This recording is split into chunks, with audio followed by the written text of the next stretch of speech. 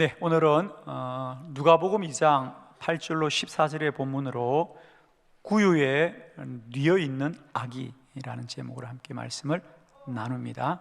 오늘 우리가 함께 봉독한 성경 말씀은 예수님이 베들레헴에서 태어난 일을 하늘의 천사가 목자들을 통하여 알리고 너희들은 베들레헴을 찾아가 주님을 경배하여라 하는 말씀입니다.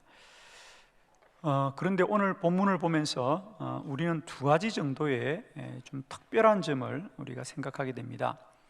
첫 번째로는 예수님이 이 땅에 태어난 일을 하늘의 천사들은 누구에게 가장 먼저 알려주었는가? 사실 우리가 생각하기로는 그렇게 귀하고 또 복된 일이면, 그리고 오랫동안 이스라엘 백성들이 기다리던 메시아입니다. 그렇다고 한다면 그 일은 마땅히 예루살렘 성전에 있는 대제사장들이나 혹은 율법학자들에게 가장 먼저 알려야 될 것 같은데, 성경은 들판에 있는 목자들에게 알렸다 그랬습니다. 목자들이라고 하는 것은 예수님 당시에 가장 천한 사람들이고, 종교적으로는 가장 불의한 사람 중에 한 사람이 사실은 목자들이었습니다. 왜냐하면 그 당시 목자는 매우 고된 일의 상징입니다. 그 나라에 여러 가지 일들이 있지만 그 중에 가장 고된 일, 그것 중에 하나가 바로 목자라고 하는 거예요. 왜? 늘 집을 떠나 있어야 되고요, 늘 양들을 데리고 늘 다녀야 하는 곳입니다. 그래서 그들은 사회적으로도 신뢰를 받지 못합니다. 왜? 언제 떠날지 모르기 때문에 흔히들 믿을 수 없는 사람의 어떤 대표적인 사람들로 목자들 일컬었습니다. 그러니까 저 사람은 목자와 같다, 그 말은 믿을 수 없는 사람이다, 이런 말들로 들릴 만큼. 그리고 더 중요한 것은 그들은 안식일을 지킬 수 없는 사람들이었습니다. 안식일이라고 양만 두고 지킬 수가 없잖아요, 그렇죠? 그러니까 그 시대의 율법으로 보면 불의한 사람들입니다. 그런데 왜 하나님의 천사는 그런 목자들에게 예수 탄생의 이 귀하고 복된 소식을 그들에게 먼저 알렸을까? 그리고 두 번째는 그들에게 너희는 베들레헴에 가라, 그러면 메시아가 태어났는데 그분에게 너희가 경배하여라 라고 하면서, 그러면 어디를 찾아가야 되느냐, 누구를 만나야 되느냐? 오늘 본문 12절에 보니까 너희가 베들레헴에 가보면 강보에 쌓여 구유에 뉘어 있는 아기를 찾을 것이다. 아기가 구유에 누워 있는 그것이 바로 메시아의 표적이다.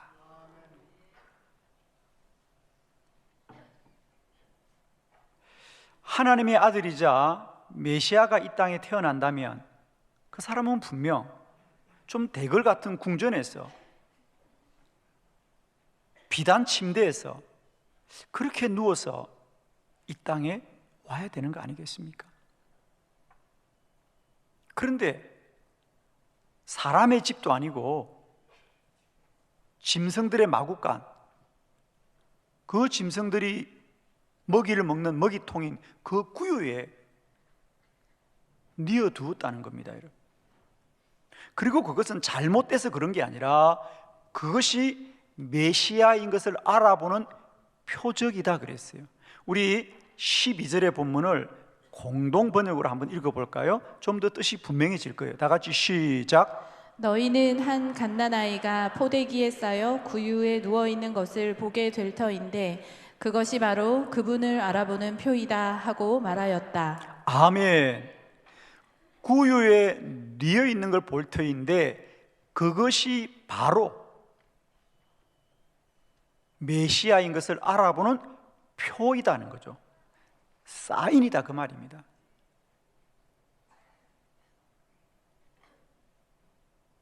사람들이 생각할 때는 화려한 궁전에서 태어나야만이 저분이 높은 분이구나, 저분이 귀한 분이구나 라는 걸 알 터인데, 하나님은 반대로 이 땅에서 가장 낮고 천한, 사람들이 주목하지 않은 예루살렘도 아닌 베들레헴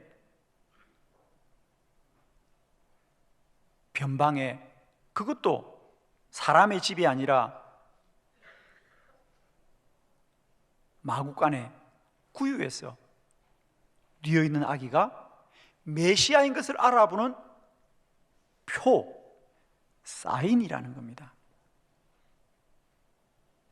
우리가 사인을 하는 것은 필요한 사람끼리만 알아야 된다는 거죠. 예를 들면 우리가 야구 선수들이 포수와 투수가 서로 공을 던지기 전에 사인을 주고받습니다. 손가락으로 수신호를 하지요. 그러나 그 손가락을 타자가 바라보긴 하지만 내용은 모르는 거죠. 사인이라는 것은 필요한 사람은 서로 알아야 되지만 반대편은 몰라야 된다는 뜻이에요. 예수님이 이 땅에 태어난 이 소식이 왜 공개적으로 이루어지지 않았을까? 온 천하 만물이 다 알게 하지 않고 왜 하나님은 표를 보내서 알게 하느냐, 표적을 보이냐는 거죠. 자, 바로 우리가 본론으로 들어가 보겠습니다. 예수 그리스도가 이 땅에 탄생하는 일은 우연히 일어난 일이 아니라 이미 창세 때부터 하나님이 정하신 일인 것을 우선 알아야 되겠죠. 창세기 3장 15절 다 같이 합독합니다. 시작. 내가 너로 여자와 원수가 되게 하고 내 후손도 여자의 후손과 원수가 되게 하리니 여자의 후손은 내 머리를 상하게 할 것이요 너는 그의 발꿈치를 상하게 할 것이니라 하시고. 아멘. 그렇습니다. 예수님이 이 땅에 메시아로 올 것은 이미 창세기에서부터 예고되고 예언된 일이고요, 그리고 더 나아가서 예수님이 이 땅에 반드시 오셔야 될 것은 다른 이유가 아닙니다. 오늘 성경에 보니까 여자의 후손은 예수 그리스도입니다. 여자의 몸으로 태어난 이 예수 그리스도는 너의 머리를 상하게 할 것이요 너는 그의 발꿈치를 상하게 할 것이니라. 여기서 너는 아담과 하와를 깨어 선악과를 먹게 했던 바로 뱀, 사단과 마귀를 향한 하나님의 경고입니다. 너는 반드시 내가 메시아를 보내서 너의 머리를 상하게 할 것이다. 아담과 하와가 선악과를 먹고 범죄함으로 에덴 동산에서 쫓겨날 때부터 하나님은 우리들의 구원의 방편을 예비하셨고 너희를 구원할 메시아를 내가 보내겠다고 예고하신 것은 이미 우리에게도 주신 복된 약속입니다만, 반대로 말하면 사단과 마귀에게는 심판의 예고이죠. 예수 그리스도가 메시아로 오는 날 사단은 다 멸망을 당할 것이란 말이죠. 그러므로 구원받을 주의 백성들은 소망 가운데 오실 예수를 기다리지만 사단과 마귀는 두려움으로 예수 오심을 방해하고 막고 침략하려고 하겠죠. 그러므로 사단과 마귀는 늘 예루살렘 성전에서 무슨 일이 일어나는가, 예루살렘의 궁전에서 어떤 일이 일어나는가, 필시 하나님의 아들이 이 땅에 온다면 궁전에서 태어날 것이고 예루살렘에서 태어날 거다. 그는 위용 있는 모습으로 하늘이 갈라지는 놀라운 일들로 이 땅에 필시 임할 것이다 라고 사단은 생각하지만 하나님의 방법은 그들이 생각지도 못한 가장 낮고 비천한 방법으로 이 땅에 오신 줄로 믿습니다. 즉 하나님은 이미 예수 그리스도를 이 땅에 보내실 때에 이런 마귀와 사단의 침략과 저항들을 대비하셨더라는 사실이죠. 아멘이십니다.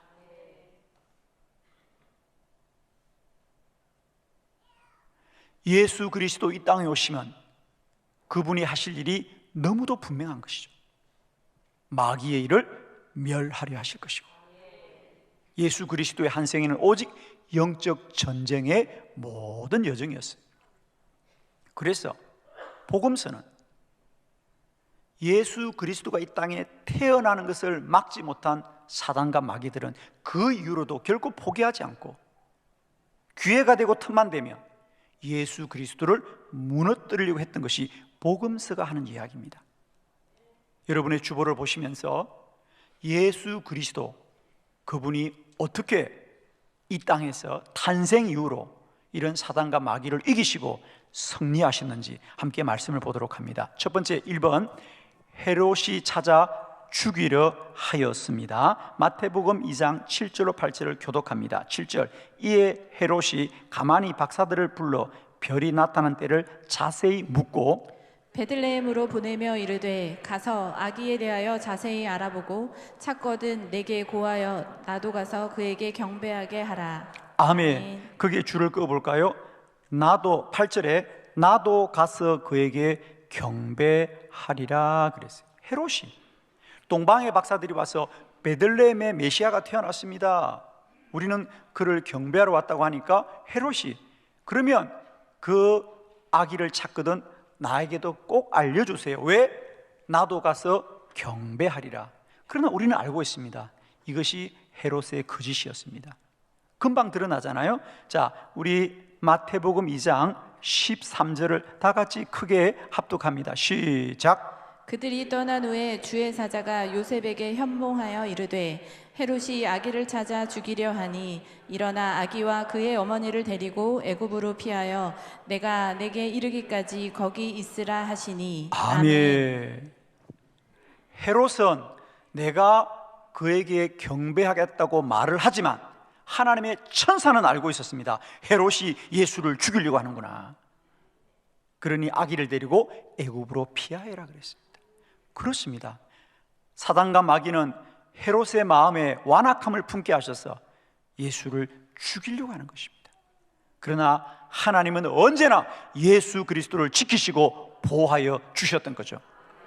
두 번째, 광야에서 40일 동안 시험을 받았습니다. 누가복음 4장 1절로 2절, 예수께서 성령으로 충만함을 입어 요단강에서 돌아오사 광야에서 40일 동안 성령에게 이끌리시며 마귀에게 시험을 받으시더라. 이 모든 날에 아무것도 잡수시지 아니하시니 날수가 다함에 줄이신지라. 아멘. 거기 2절에 줄을 끌까요? 마귀에게 시험을 받으시더라. 예수님이 이제 탄생하고 30년이 흘렀습니다. 그죠? 예수님께서 30년 동안은 나사렛에서 목수로 평범하게 살았습니다. 그러다 그의 나이 30살이 되자 공생애를 위하여 이제 광야에가 40일을 기도하고 준비하자 기다렸다는 듯이 마귀도 그를 시험하더라. 여러분, 예수님의 생애는 영적 전쟁이었더라는 거죠. 그리고 예수 그리스도는 그 전쟁을 승리하셨더라. 아멘. 세 번째, 나사렛에서 배척을 받았더라. 누가복음 4장 28절 30절 28절, 회당에 있는 자들이 이것을 듣고 다 크게 화가 났어 일어나 동네 밖으로 쫓아내어 그 동네가 건설된 산 낭떠러지까지 끌고 가서 밀쳐 떨어뜨리고자 하되 예수께서 그들 가운데로 지나서 가시니라. 아멘. 이제 예수님이 공생애를 시작하시고 여러 곳에서 복음을 전하시다가 어느 안식일에 예수님의 고향이었던 나사렛으로 가셨습니다. 그리고 회당에 들어가셔서 말씀을 전합니다. 예수님이 말씀을 전하는 곳마다 사람들이 은혜를 받고 수천 명이 모이는데 놀랍게도 이 고향인 나사렛에서는 사람들이 예수의 말을 듣고 분노하더라, 화를 내더라 그랬습니다. 그래서 그 예수를 동네밭으로 쫓아내고 급기야는 산 꼭대기에 올라가서 낭떠러지에서 예수를 떨어뜨려서 죽이고자 하더라는 거죠. 그렇습니다.